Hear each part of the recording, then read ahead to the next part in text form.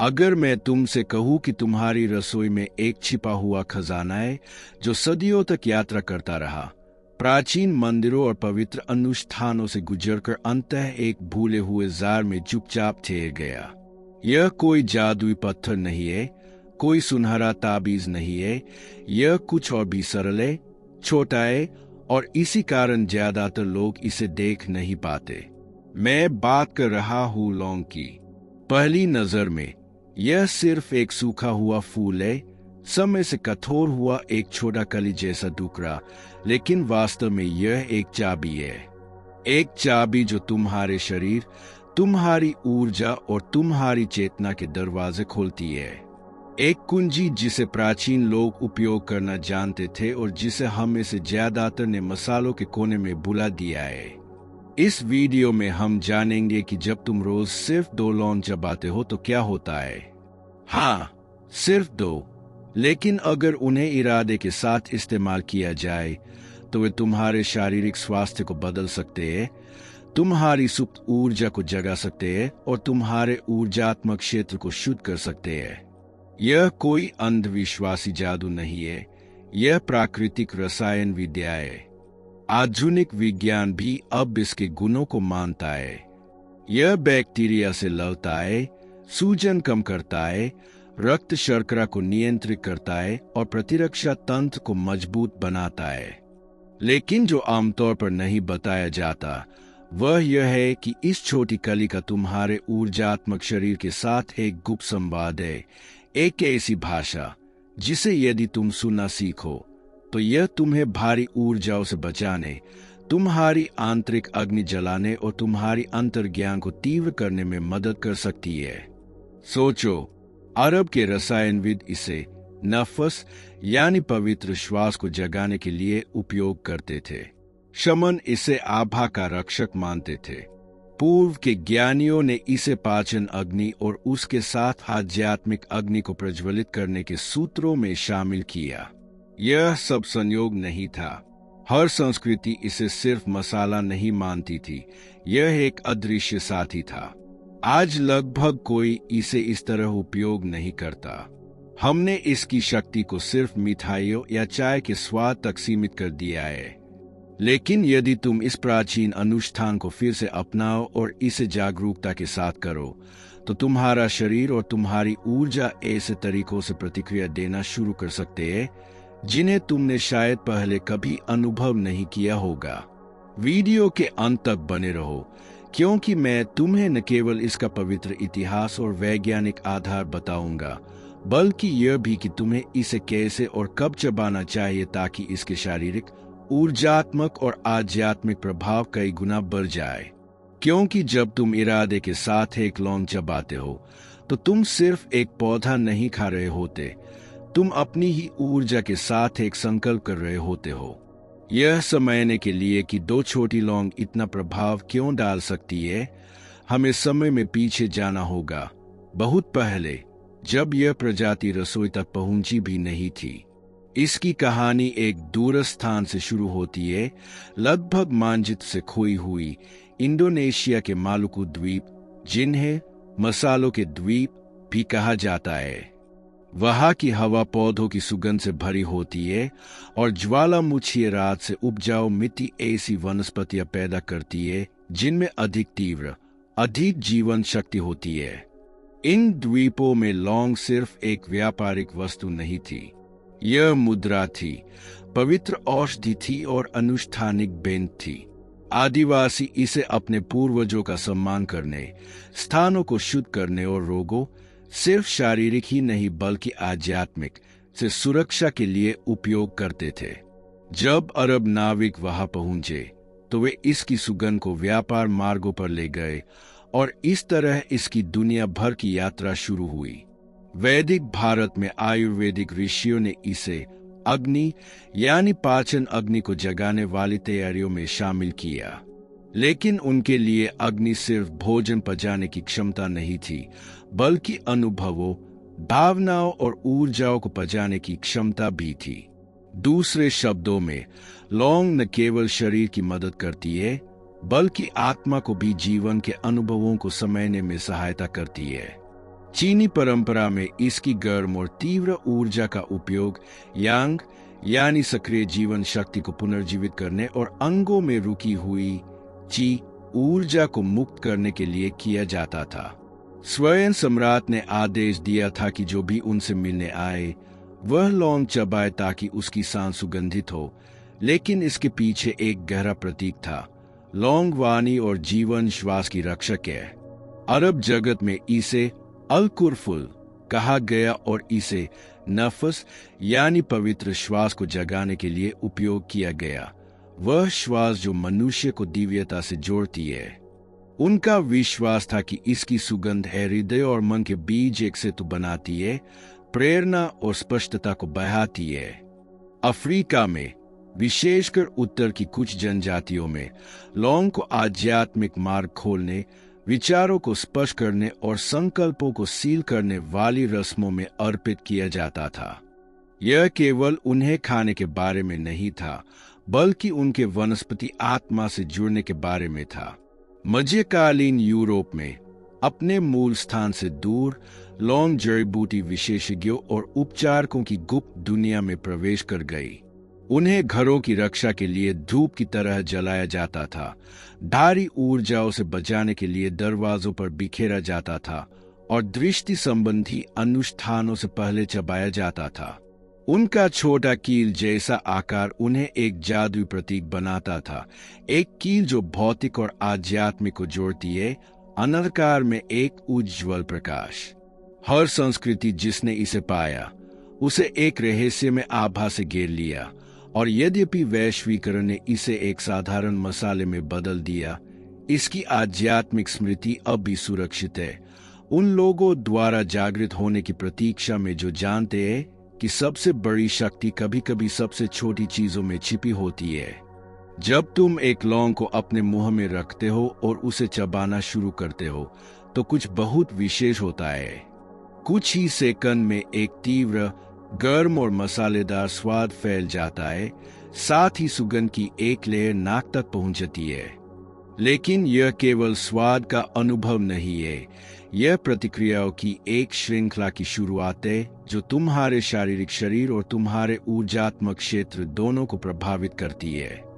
आधुनिक विज्ञान मानता है कि लौंग में यूजेनोल होता है, एक यौगिक जिसमें शक्तिशाली एंटीसेप्टिक, सूजनरोधी, एंटीऑक्सीडेंट और दर्द निवारक गुण होते हैं। इसका अर्थ है कि इसे चबाने से मुंह के बैक्टीरिया कम होते हैं, सांस और मौखिक स्वास्थ्य बेहतर होता है। यह एंजाइम उत्पादन को सक्रिय करके पाचन को उत्तेजित करता है, गले और पाचन तंत्र की सूजन को कम करता है, इंसुलिन की प्रतिक्रिया को बेहतर बनाकर रक्त शर्करा को संतुलित करने में मदद करता है। अपने उच्च एंटीऑक्सीडेंट के कारण प्रतिरक्षा प्रणाली को मजबूत करता है। लेकिन यह केवल सतह है, वह हिस्सा जिसे विज्ञान माप सकता है। ऊर्जात्मक दृष्टि से लौंग चबाना तुम्हारे भीतर 3 प्रमुख केंद्रों को सक्रिय करता है। 1. वाणी और संकल्प की सक्रियता। अग्नि, मुंह, जिह्वा सब कुछ जीभ से शुरू होता है, एक ऐसा अंग जो केवल स्वाद नहीं लेता बल्कि ऊर्जा मेरिडियन के माध्यम से संकेत भी भेजता है। पारंपरिक चीनी चिकित्सा मानती है कि जीभ के कुछ भागों को उत्तेजित करने से हृदय, पेट और प्लीहा से जुड़े चैनल सक्रिय होते हैं। लौंग का तीव्र स्वाद ऊर्जा की एक सूक्ष्म चिंगारी उत्पन्न करता है जो मन को स्पर्श करता है, ध्यान बढ़ाता है और संवेदनशीलता को तीक्ष्ण बनाता है। कुछ लोग इसे ऐसे वर्णित करते हैं जैसे सिर के भीतर एक मशाल जल उठी हो, अचानक विचार अधिक स्पष्ट और मन अधिक जागरूक हो जाता है। 2 सौर जाल, सोलर प्लेक्सस में पाचन की रसायन अग्नि। जब तुम लौंग का सार निगलते हो तो उसकी गर्मी पेट में उतरती है जहां आंतरिक अग्नि रहती है। आयुर्वेद में इस अग्नि को भोजन पचाने के साथ साथ भावनाओं, अनुभवों और ऊर्जाओं को पचाने वाली शक्ति माना जाता है।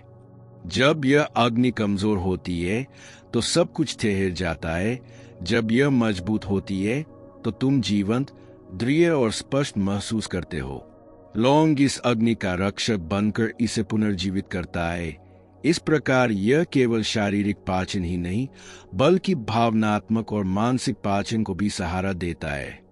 3 कंपन की शुद्धि और संरक्षण। स्वर्ण अग्नि का कवच भौतिक शरीर से परे तुम्हारा आभा मंडल है, तुम्हारा व्यक्तिगत विद्युत चुंबकीय क्षेत्र। यह तुम्हारी भावनात्मक और ऊर्जात्मक अवस्था के अनुसार फैलता या सिकुड़ता है।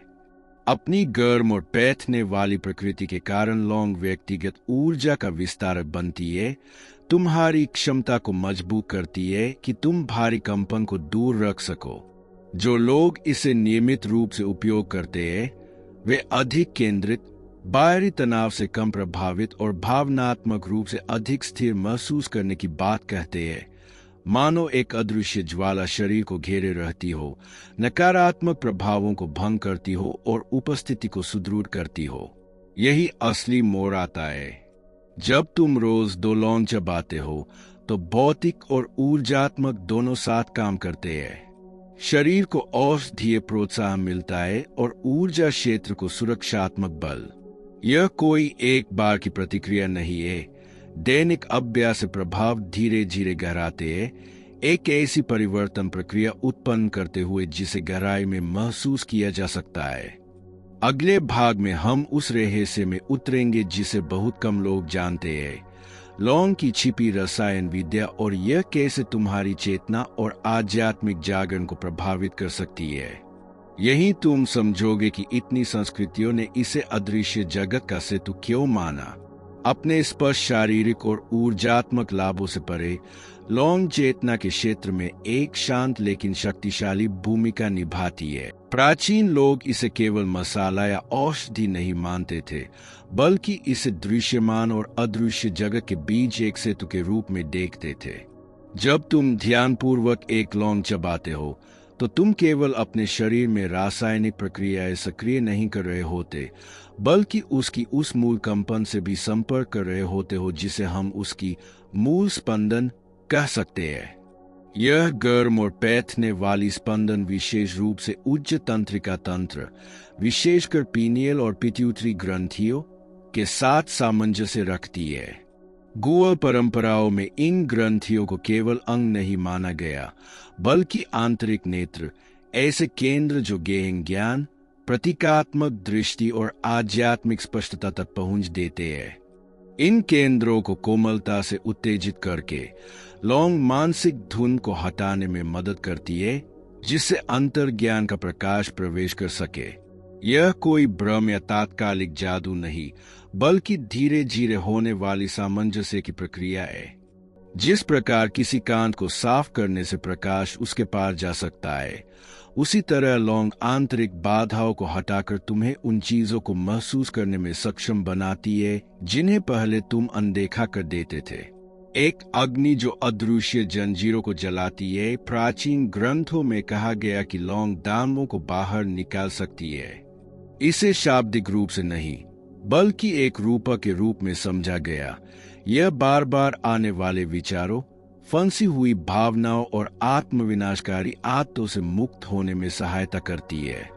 जब इसकी ऊर्जा निरंतर रूप से समाहित होती है तो यह शरीर के केंद्र से गले तक उगती हुई एक ज्वाला की तरह कार्य करती है, अवरोधों को जलाती है और सच्ची अभिव्यक्ति को सहज बनाती है।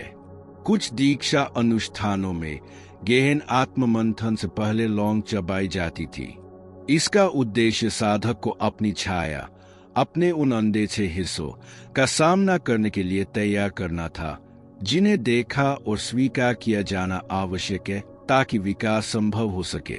स्पंदनात्मक पुनर्संरचना हर व्यक्ति एक ऊर्जात्मक हस्ताक्षर उत्सर्जित करता है, एक अदृश्य छाप जो उसके साथ रहती है। यह छाप विचारों, भावनाओं और कोशिकीय स्मृतियों से बनी होती है। अपने क्षेत्र के साथ बार बार संपर्क के माध्यम से लौंग इस हस्ताक्षर को परिवर्तित करने में सहायता कर सकती है, निम्न आवृत्तियों को शुद्ध कर तुम्हें अधिक उच्च और सामंजस्यपूर्ण स्पंदन में लाने में मदद करती है। यह प्रभाव एक दिन या एक सप्ताह में नहीं आता, लेकिन निरंतरता के साथ प्रतिदिन 2 लौंग एक सूक्ष्म रासायनिक रूपांतरण का माध्यम बन सकती है। एक ऐसे संसार में जो त्वरित और चमत्कारिक समाधान खोजता है, यह छोटा अनुष्ठान याद दिलाता है कि सच्ची शक्ति सादगी और निरंतरता पर निर्मित होती है। अगले भाग में हम देखेंगे कि इस ज्ञान को एक जागरूक दैनिक अनुष्ठान में कैसे बदला जाए, ताकि दो लौंग केवल एक आदत नहीं बल्कि एक आध्यात्मिक अभ्यास बन जाए जो प्रतिदिन तुम्हारी ऊर्जा को ऊंचा उठाए। अब जब तुम लौंग की छिपी शक्ति को जान चुके हो, अगला कदम इसे एक सचेत अनुष्ठान में बदलना है, क्योंकि एक यांत्रिक आदत और एक पवित्र अभ्यास के बीच का अंतर इरादे और उपस्थिति में है। पहला संपर्क का क्षण लौंग को ऐसे मत चबाओ जैसे वे केवल नाश्ता हो। शुरू करने से पहले उन्हें अपने हाथों में लो, उन्हें देखो, उनके नुकीले आकार, उनकी बनावट और उनकी गहरी सुगंध को महसूस करो। याद रखो कि तुम प्रकृति के एक चक्र का परिणाम थामे हुए हो, एक फूल जो सूर्य के नीचे उगा, जिसने धरती, जल और वायु की ऊर्जा को अपने भीतर समेटा और अब तुम्हारे पास उपहार के रूप में पहुंचा है।